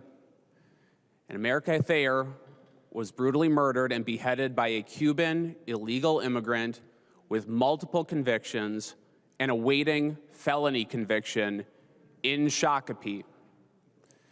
And this bill, I will say again, this bill would have caught that person early, would have facilitated communication between all local law enforcement and federal immigration authority much earlier to catch that person, and America Thayer would still be alive today. I think about her, I think about her son, I think about her grandkids, and this bill keeps us safer because it coordinates all people involved who need to be part of this process. Members, I ask that you vote green, and if you vote red, I ask that you will go back to your communities and say, thank you. I recognize the member from Hennepin, Representative Long. Thank you, Madam Speaker. This bill is a total distraction. We heard that the reason that federal agents came to our state was that our local law enforcement was not cooperating, but to blame our local law enforcement for what has happened is totally offensive. The federal government assaulted our communities not because of any actions of local law enforcement. The stated reason was fraud. They said that our neighbors were garbage. They went after our community members. And then members of this body invited fraudster Nick Shirley to come do a video, and that caught the president's attention. And lo and behold, within the next week, Operation Metro Surge was in our communities. Immigration enforcement is the job of the federal government. And over 80% of those who've been arrested and Operation Metro Surge and other recent law enforcement actions have not had a criminal record. So this is not a local law enforcement issue. And in fact, Tom Homan himself said that he didn't want local law enforcement to be immigration officers. So what are we talking about? We are trying to pretend that there is a cooperation problem, but if you listen to Tom Homan himself, when he announced the end of Operation Metro Surge, he said 3 times that there is unprecedented cooperation between the federal government and local law enforcement. So by the federal government's own statements, there is no problem here. There is unprecedented cooperation that we are seeing between the federal government and local law enforcement. This is a non-issue. What it is an attempt to distract from the harm that has been done to our communities through an incredibly unpopular, and I'm glad that at least a couple colleagues admitted, deeply flawed, we would go further and say dangerous and harmful actions that have happened in our community, abuses that we've seen across our state. We cannot blame local law enforcement for this. The blame is squarely on the federal government. I ask for a no vote. I recognize a member from Anoka, Representative Niska. Thank you, Madam Speaker and members. Thank you, Representative Rymer, for this bill. House File 16 is just about restoring basic cooperation between state, local, and federal law enforcement. As has been discussed, much of the chaos we've seen in Minnesota has been the direct result of policies that intentionally block that cooperation. Our own Attorney General issued opinions that effectively nullify federal law enforcement partnerships. One opinion blocked the use of 287G agreements, the gold standard for federal-state cooperation on immigration enforcement. Another provided legal cover for sheriffs to ignore ICE detainers, and the results have been stark. In Hennepin County, the sheriff's office complied with only 8% of ICE detainers over a 2-year period. Ramsey County complied with only 6%. What that means is that when jails refuse to honor detainers, immigration enforcement has to move outside of the safety of a jail, out into our streets. When officers are forced to track that person down in a home, a neighborhood, or a workplace, the risk to both officers and to everyone involved increases dramatically. House File 16 would encourage arresting people in the controlled environment of a jail. And when we're talking about, who we're talking about are criminals who are here illegally. Minnesotans overwhelmingly support that type of cooperation and overwhelmingly oppose the obstruction we are seeing from some Democrat-run cities and counties. Minnesotans believe local law enforcement should cooperate with federal immigration authorities to deport those who are in the country illegally, and that's exactly what House File 16 provides. It requires that when someone is in the country illegally and they're arrested on suspicion of a violent crime, that information is reported to federal immigration authorities. If you're for that common sense level of cooperation, the vote is real simple. Vote for this motion so we can pass House File 16. If you vote no, what you're doing is saying to local and state law enforcement leaders, Democrats who want to obstruct federal law enforcement, to keep doing what they're doing. That's the vote that's before us. Members, cooperation between law enforcement agencies should be the default because enforcing the law should be the default. Federal law, state law, local law. If we're for the rule of law, we're for enforcing the law. House File 16 restores that principle and aligns Minnesota law with what the overwhelming majority of Minnesotans are asking for. A green vote is a vote for law enforcement cooperation. A no vote is a vote against common sense local law enforcement helping to deport criminal illegal aliens. It's that simple. Vote yes. The clerk will take the roll.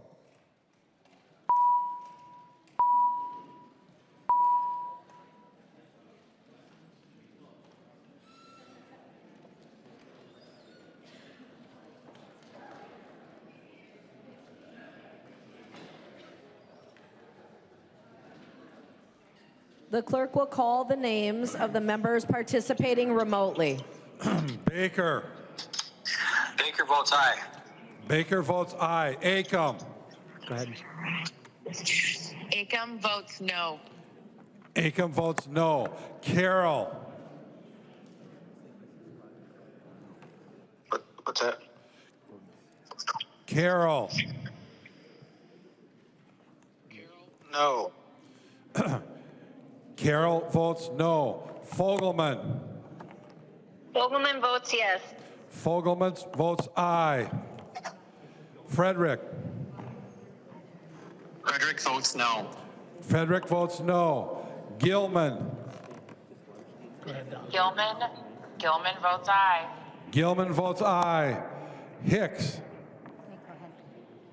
Hicks votes no. Hicks votes no. Jones. Jones votes no. Jones votes no. Keeler. Keeler votes no. Keeler votes no. Kosnick. Cosmic aye. Kosnick votes aye. Kreshaw. Krisha votes aye. Kreshaw votes aye. Lee F. Lee F no. Lee F. no. Liebling. Liebling votes no. Liebling votes no. McDonald. McDonald votes aye. McDonald votes aye. Purcell. Purcell no. Purcell votes no. Quam. Go ahead. Aye. Quam votes aye. Rarick. Burke votes aye. Rarick votes aye. Rymer. Rymer votes no. Rymer votes no. Smith. Smith votes no. Smith votes no. The clerk will close the roll.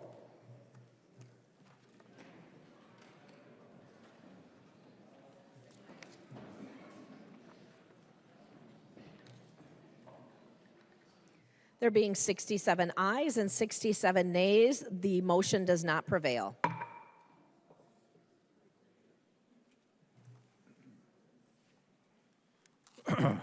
Niska moves that the rules of the House be so far suspended so that House Bill number 3127 be recalled from the Committee on Taxes, be given its second and third readings, and be placed upon its final passage.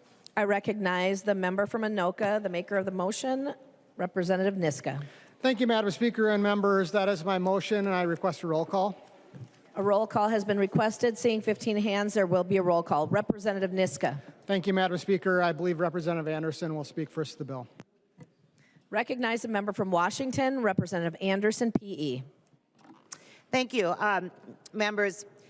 This bill, unlike the last couple, is not something where we have partisan disagreements on. This truly is a nonpartisan, good tax committee issue. For those of you that aren't on taxes, I'll explain it briefly. The pass-through entity tax says that there are 66,000 businesses, small and medium-sized businesses in the state of Minnesota. And when the feds passed tax reform back in 2021 under President Trump, when they passed tax reform, they essentially lowered the dollar amount of the SALT tax. That's a state and local tax deduction that businesses and individuals can deduct off their federal taxes. The high tax states like the state of Minnesota responded by saying, hey folks, you can pay your Minnesota taxes at the top rate and you can pay them directly through your business. And it was essentially a way to get around the SALT tax penalty that the feds, under President Trump, put on high tax, generally blue states. Minnesota did that. It was bipartisan. Oh, I think it was almost unanimous. And unfortunately, that expired at the end of this tax year, 2025. We should have renewed that.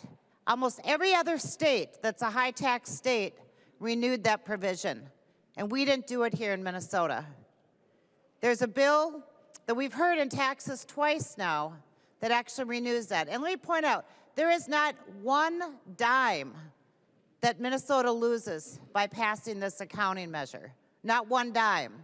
But the businesses in Minnesota, by not having this pass-through entity tax ability, will lose about almost $500 million.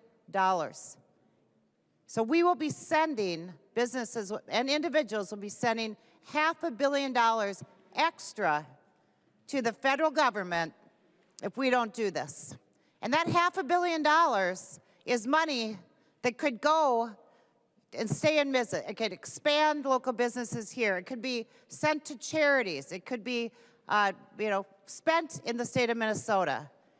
Instead, by not passing this in a timely fashion, which we haven't, we're neglectful. By not doing it in a timely fashion, we are going to punish businesses and individuals in Minnesota. Let me point out, there are 66,000 small and medium-sized business owners that use the pass-through entity tax. 66,000. Now, folks, for those of you that own a business, should know the business tax season, they were due yesterday. March 15th is the date for business taxes. That was yesterday. So all of these small and medium-sized businesses are absolutely scrambling, trying to figure out what to do. How do they pay their Minnesota tax estimates for 2026 when they don't know if it's going to be paid through the entity, through the actual business, or whether it's going to be paid personally? And they're scrambling. And you're probably getting calls from your chamber, you're getting calls from your local business people going, what is going on up at the Capitol? What's happening? And again, this is not a partisan issue. This does not cost the state a dime, not one dime, but by not doing this now, we are costing our business owners and our citizens a huge amount of money. Now, even if this passes down the road in May, you're months and months behind. And what you've done is create an environment in this state where there's no certainty. You're telling small and medium business owners that you don't care, that you would rather play games and maybe attempt to negotiate this for something else. But this is not a partisan issue, folks. It's not. We sat in, twice we've had this in tax committee. Last week, or maybe it was the time before, we've had, Democrat business people in our tax committee saying it's crazy that we're not doing this now. These are well-known folks, and they're saying it's crazy. There is no reason to not do this, and to have not done it before yesterday, frankly. So this is an urgency. It's an urgent thing to save about $500 million for Minnesota. Again, not costing one dime to our state coffers. I know it's supported by the Department of Revenue. This passed the Senate 9-0, and it's sitting on their general register. But as you know, tax bills have to come from the House. So this is nonpartisan completely. It is an absolute no-brainer, and it needs to get done now. Thank you. I recognize a member from Hennepin, Representative Gomez. Thank you very much, Madam Speaker. Under the Minnesota Constitution, tax bills must originate in the House, as Representative Anderson just said. That means that for decades, tax chairs in the House and House speakers have fiercely defended this prerogative of the House. My first year as tax chair, 2023, a wise once and future tax chair at that time, the minority lead of the tax committee in the House, addressed this issue. The reason that I've always opposed standalone tax bills, you need an ironclad agreement with the other body. If you send it separately, it's death by 1,000 cuts. The other side will have 1 million amendments. I was a stickler about having no other tax bills except an omnibus bill and occasionally a conformity bill. You got to be careful in tax committee with putting bills on the floor. That was Representative Davids, who during his time here over the decades of being tax chair or minority lead, he's gone back and forth. He has always fiercely defended this prerogative. I'm sure he'll get up and tell you why this is an exception to that rule after I'm done speaking. So this provision has not been negotiated. There has not been any agreement with the Senate that they wouldn't pile it up with amendments. This is a vehicle for the Senate to unilaterally put together their own omnibus tax bill and shoot it back over at us, at which time we would not have an opportunity to offer any amendments, which is why we defend this prerogative. It would be violating decades, at least, of tradition in the House. And, you know, we talked about the urgency. Perhaps occasionally we might want to negotiate bills when there are urgent and emergent needs. As Representative Anderson just talked about, we had this bill before the tax committee twice so far this year. Once was last week. It was voted down by the committee. And at that point, March 11th, you could have made an argument that if there was a way at that point to negotiate a bill, get ironclad agreement with the Senate, all four caucus leaders and the Gov sit down and iron out an agreement, that maybe you could have gotten it signed into law before the March 15th estimated quarterly tax deadline for businesses. But that now has passed. And so the urgency of, you know, putting ourselves and our own constitutional prerogative in the dustbin is no longer present. And so, you know, we have a lot of important issues in front of the tax committee. There are some issues like this, which, you know, 88% of these benefits go to people making over $500,000 a year. So this is one kind of topic that's on the table that will be negotiated along with other topics that represent other needs that we have in our state. Needs like property tax refunds, needs like, you know, electricity and energy bills that are going ever higher. And so we will negotiate a tax bill, and I look forward to it. This isn't the only important issue in front of the tax committee this year. And so I just would urge members to vote no on this. Let the tax committee get back to its work. There is not urgency on this issue, and it's really, you know, everybody knows, as we've had this discussion over several weeks, that there's not agreement. There has not been negotiation around this bill, and it's completely outside of the normal order of things in this body. So please vote no. Thank you, Madam Speaker. I recognize a member from Fillmore, Representative Davids.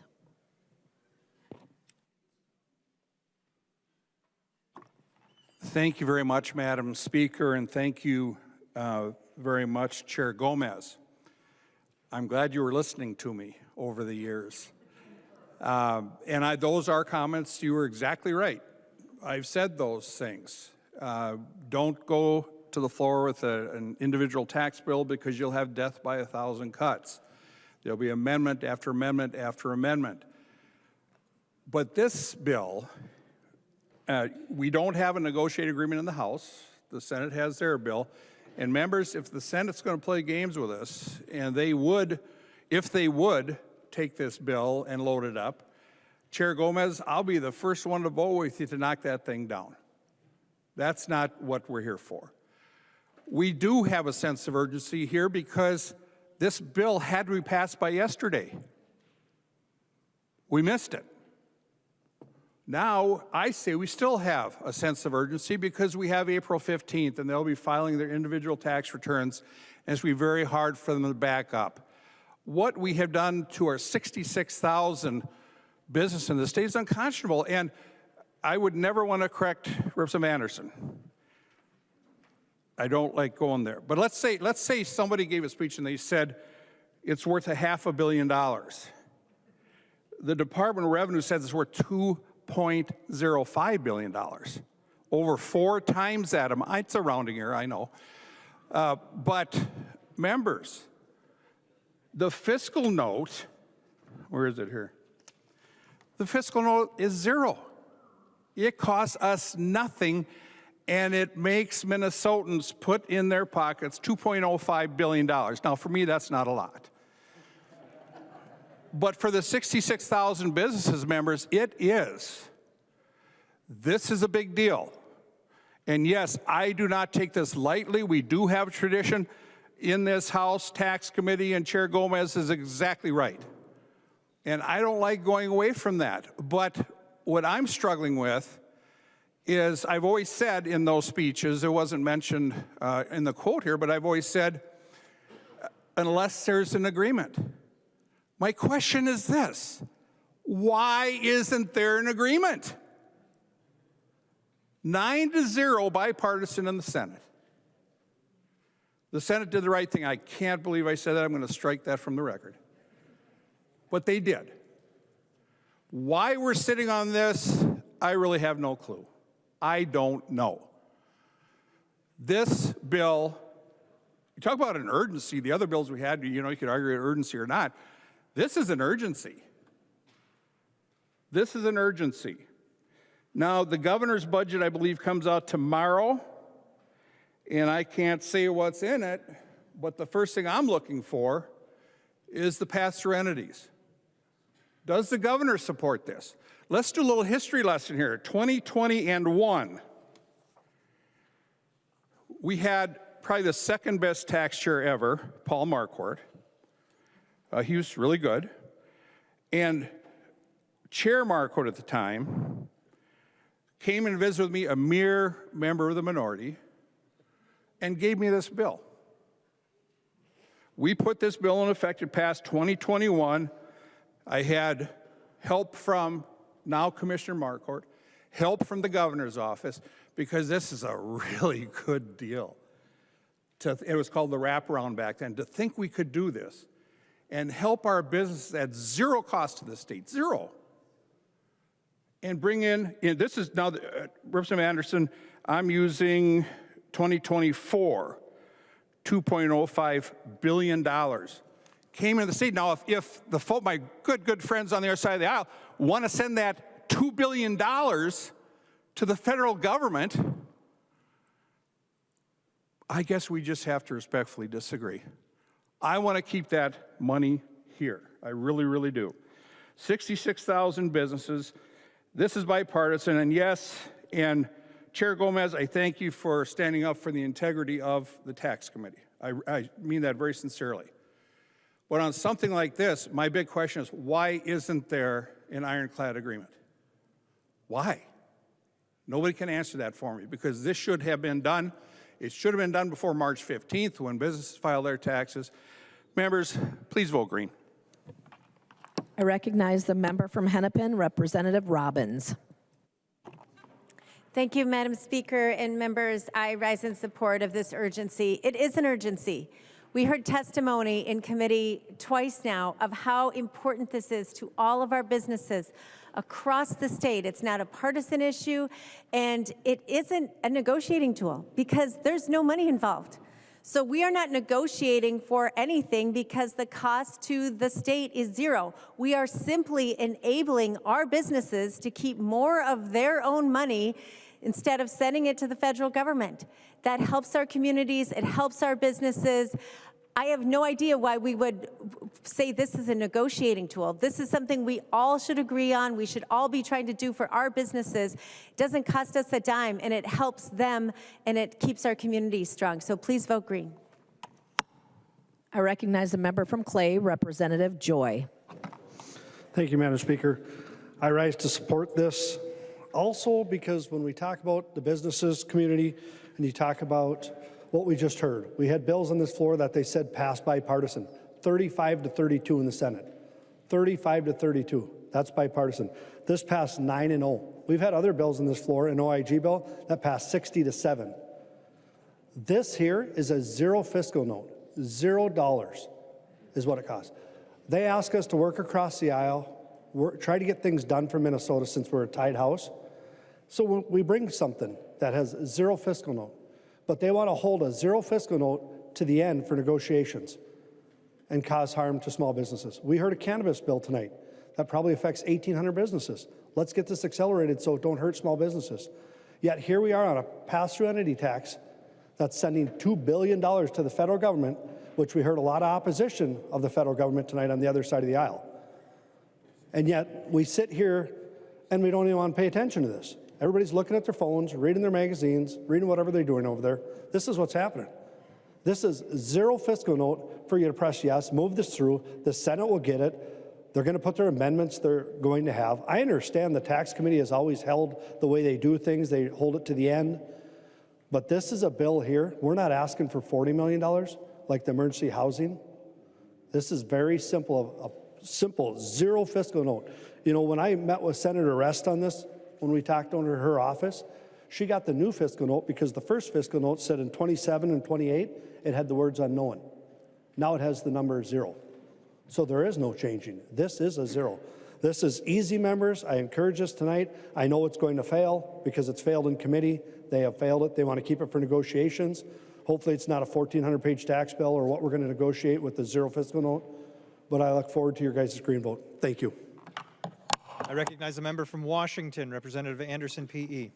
Thank you. Not that I want to correct my tax chair, but the businesses pay $2 billion in Minnesota state taxes. That's the number that they're paying. These pass-through entities pay $2 billion. If we don't pass this, they will pay an additional $400 million to Donald Trump and the federals. That's what this is, folks. So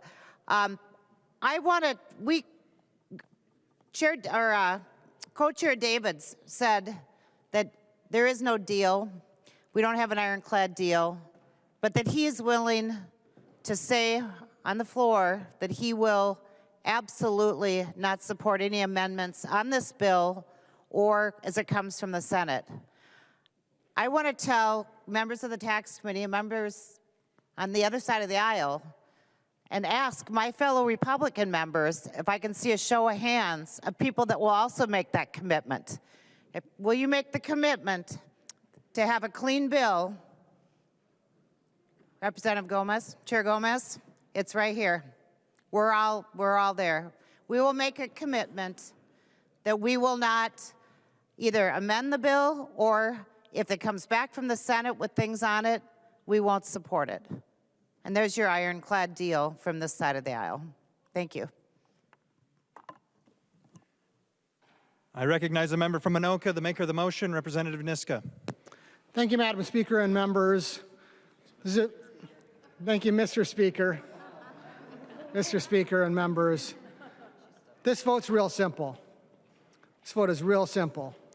Voting against this motion is a vote to harm Minnesota job creators for no good reason. Literally no good reason. There is no cost to the state of Minnesota for passing this bill. Representative Anderson, you said, I think hopefully that this is not a partisan issue, and it shouldn't be. But the people of Minnesota are going to see if it's a partisan issue or not.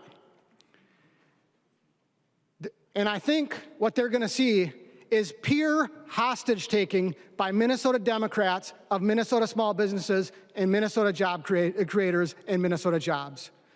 Pure hostage taking to negotiate something, to trade this for something. We heard some hints from Chair Gomez about the kinds of things that they want, that Minnesota Democrats are trying to hold Minnesota jobs hostage for no good reason, letting a deadline pass that harms Minnesota businesses and harms Minnesota jobs for no good reason other than political power. That's what this is all about. Chair Gomez, you're right, there's no agreement, but Chair Davids is right for the reason for that. There's no agreement because Minnesota Democrats won't agree in order to hold Minnesota jobs hostage for political power. That's why there's no agreement. And don't tell me that Democrats won't vote for no standalone tax bills. Chair Gomez, you just voted for one. House File 4378, your first motion for an urgency, a bill for an act related to taxation. Chair Gomez, 67 Democrats today voted for a standalone tax bill. So Minnesotans, there is no good reason to harm Minnesota businesses, to harm Minnesota taxpayers, like Minnesota Democrats are doing, except for political power. We should have an all-green board. We should pass this bill over to the Senate. If the Senate wants to play games, we're going to have 134 no votes to send that thing back. Members, Minnesotans are watching. Every Minnesota small business is watching. Everyone working for a Minnesota small business should be watching what you do today. Help Minnesota small businesses. It's a freebie. It's a literal freebie. But Minnesota Democrats are going to say no. Members, vote green. Seeing no further discussion on the motion, the clerk will take the roll.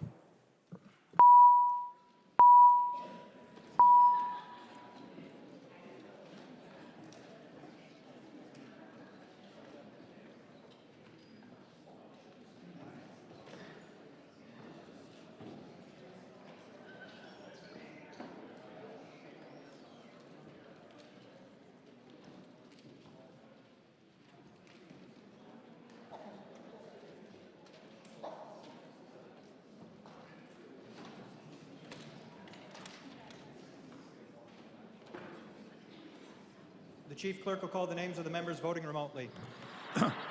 Acom. Go ahead. Acom votes no. Acom votes no. Baker.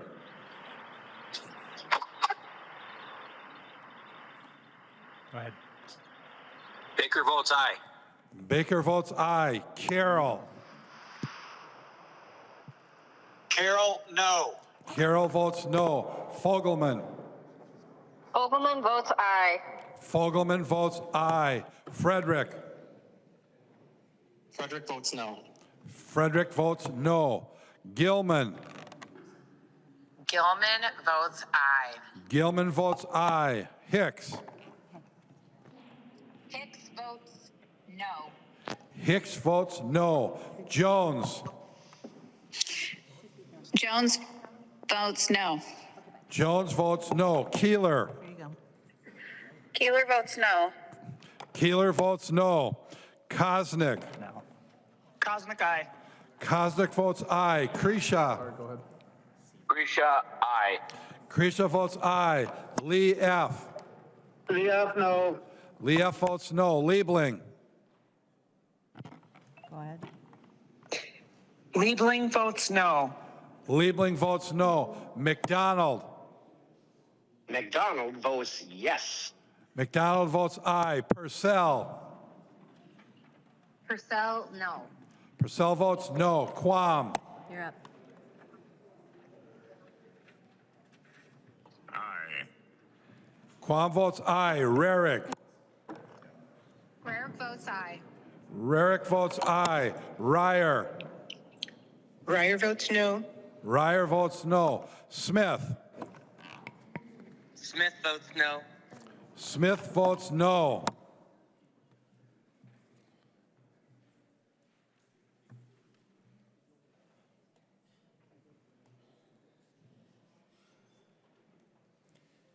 Members, please vote.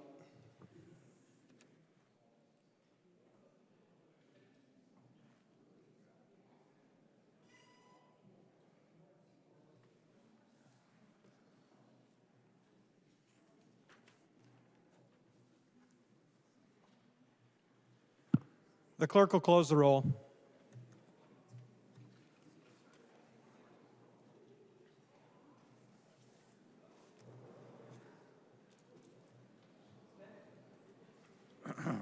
There being 67 yeas and 66 nays, the motion does not prevail. Announcements. I recognize the member from Ramsey, Representative Moeller. Thank you, Mr. Speaker. Members, tomorrow is St. Patrick's Day, and I was hoping to read part of a resolution with Representative McDonald and others with Irish heritage, but alas, that was not to be. While my married name may not reveal it, as someone born Kelly Kathleen O'Neill, it is my honor to wish members and staff, including Chief Clerk Patrick Duffy Murphy, a happy St. Patrick's Day. Whether you are Irish or not, I hope you will take the time tomorrow to think about the contributions made by Irish immigrants and all immigrants to this state and to Minnesota. And I will leave you with this Irish blessing. May green be the grass you walk on, may blue be the skies above you, that pure be the joys that surround you, may true be the hearts that love you. Happy St. Patrick's Day. Further announcements. I recognize the member from Hennepin, Representative Robbins. Thank you, Mr. Speaker. And I wish my friend, Representative Mueller, a very happy St. Patrick's Day tomorrow. But today, members, is St. Urho's Day. So all my friends of Finnish descent, today is the day we celebrate when St. Urho chased the grasshoppers out of Finland to save the grapes. So I hope you join me in celebrating St. Urho's Day. Further announcements. I recognize the member from Anoka, Representative Niska. Thank you, Madam Speaker, and thank you, Mr. Speaker. Thank you, Mr. Speaker, and thank you, as a fellow Finn, thank you, Representative Robbins, for celebrating our fake holiday. Appreciate that. Mr. Speaker, I move that when the House adjourns today, it adjourns until 12:15 p.m., Wednesday, March 18th, 2026. Representative Niska moves that when the House adjourns today, it adjourns until 12:15 p.m., Wednesday, March 18th, 2026. All those in favor say aye. Those opposed say nay. The motion prevails. Representative Niska. I move that the House do now adjourn. Representative Niska moves that the House do now adjourn. All those in favor say aye. Those opposed say nay. The motion prevails. The House stands adjourned until 12:15 p.m. Wednesday, March 18th, 2026.